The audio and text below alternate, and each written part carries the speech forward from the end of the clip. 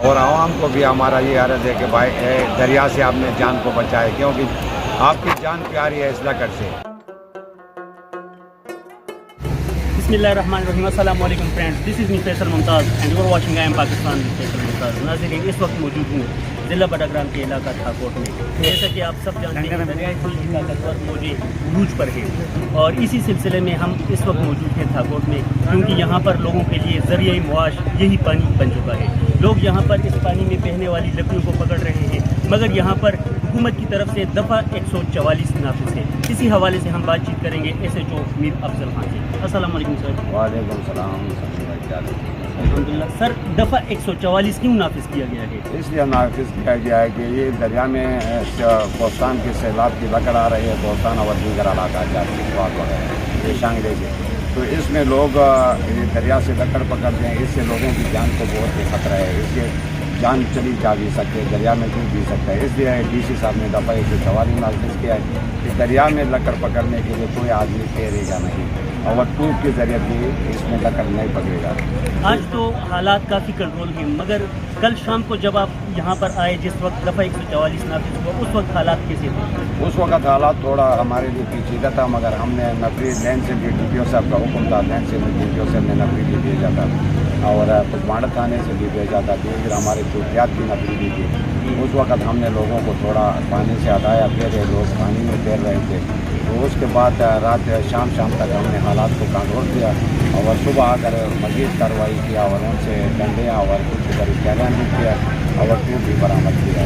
سر، جیسا کہ کوہستان سے یہ لکڑیاں بن کر یہاں تک آئی ہیں، جن لوگوں کی یہ ملکیت ہے، کیا انہوں نے آپ کے ساتھ کوئی رابطے کیے؟ ہاں، 4-5 ٹھیکیدار آئے ہیں، ادھر ٹوب بھی ہے، ان سے ابھی کچھ شدے کی طرف بھی ہے اور کچھ اوپر جمبیڑے کی طرف بھی ہے۔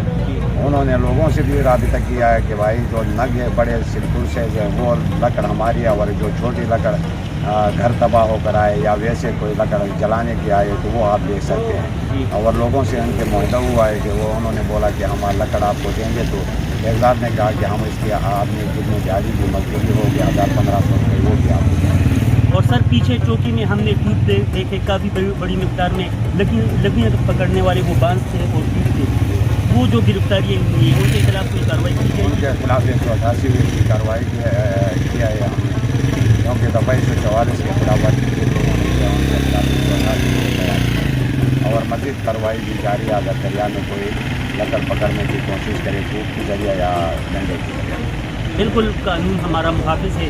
ناظرین، مزید آپ کے ساتھ لوگوں کی باتیں شیئر کریں گے اور لوگوں کا ایکسپیرینس شیئر کریں گے۔ Stay with us, thank you.